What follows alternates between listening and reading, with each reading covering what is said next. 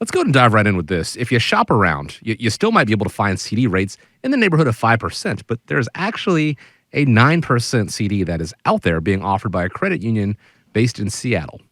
There is, of course, a catch. You have to be a resident of Washington State, so probably not that helpful for us. But with the Fed expected to raise rates, to lower rates, in September, CD rates likely going to head down. Are you telling clients to lock in what high rates they can find right now with fixed assets? There's a couple different ways to look at fixed income.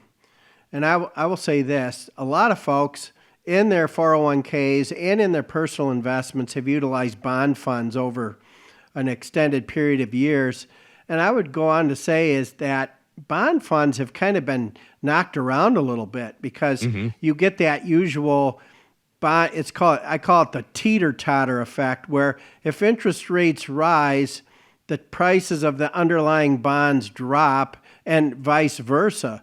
So in this, from 2020 on, bond funds have not performed all that well, but similarly, treasuries and corporate bonds where you can actually go into the open market and buy them have been extremely attractive because you know what rate you're getting in.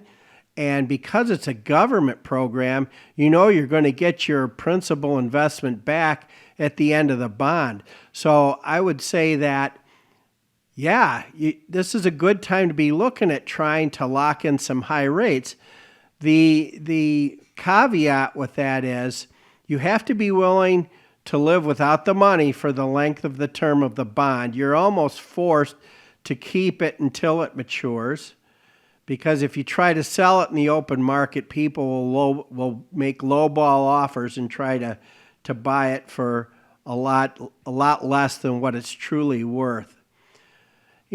Talking about the Fed dropping interest rates in September, I believe that could happen, but I'm also a little bit skeptical because we're in a presidential election year, and quite honestly, that becomes a political topic. I could see the current administration wanting to take some credit for interest rate drops. So I think the conservatives would say, oh, no, we shouldn't have any action on interest rates until after the election. I think it will be very interesting to see if that actually plays out that way. But I believe that once the interest rate cutting cycle starts, I see it continuing for a little bit. So when people say, oh, we see 4 cuts this year, the consensus of the people that I read is it's 2 to 4 cuts this year. So if the Fed waits until later in November, then you're looking at a 2-cut cycle if they're going to do it after the election. It could be a 4-cut cycle if they do it in September. So I think that will be very interesting. Your guess would be as good as mine, Chris, on rates dropping. I'm more of a reactionary when it comes to that. It's one of those things where at the beginning of the year, even at the end of last year, they were predicting, 6 to perhaps even more cuts in 2024. Here we are, in August going into September. Nothing's happened yet, but rates also have not gone up. So we've had this conversation in the sense of it's a good time to lock in rates. And that, I think, remains true. We haven't quite gone on a downward trajectory, but we've sort of plateaued. So rates have held where they are right now. So, but all signs point to at some point in the future, they are going to go down. Think back to when interest rates were historical lows, people refinancing their houses.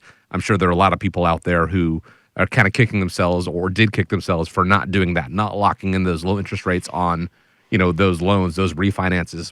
This is the opposite of that. If you are looking at, parking some money in to take advantage of these, I really don't see a time in the future where, certainly hopeful, and I think you're in the same vein, where those rates probably will not be this high again, hopefully, right? Well, just think about people that would like to buy their first home. Mortgage rates are unbelievably high, and we really need to see some interest rate reduction for people to start putting money back into the real estate sector and people feeling comfortable and confident about taking on a mortgage. All of those rates, loan rates, but buying a used car. I mean, you talk about inflation, Yeah. and you look at the cost of the things that you're really spending money on, which are food, oil, and borrowing. Those are not consumer friendly rates right now, and it would be nice to see the market become a little more bearable for the people who are trying to get moving forward with those kinds of purchases, and so they can start planning the rest of their life so they can get ready for retirement. And that is the challenge, because we mentioned if they do cut rates next month, it could be viewed as a political move. That is true. It can be construed that way. You would hope that the people in office are as agnostic or as apolitical about it as possible, looking out for the consumers, the citizens, you and I. Whether or not that is the case, there is a parallel. You want to be as, apolitical or as agnostic about it when it comes to taking advantage of these rates. If the rates do come down next month, you want to go ahead and at least take a look at locking in some of these great rates on fixed rate vehicles right now. And then if they do go down in the future, you don't have to worry about that regret. Seeing how it can work for you, it's one of the many things that the America's Retirement Headquarters does with the Retirement Team Action Plan. And so if you want to see if this could be a great time to lock in some rates, why don't you give a call right now, 419-794-3030. Set up a complimentary conversation, 419-794-3030, or visit them on the website, and that is arhq.com.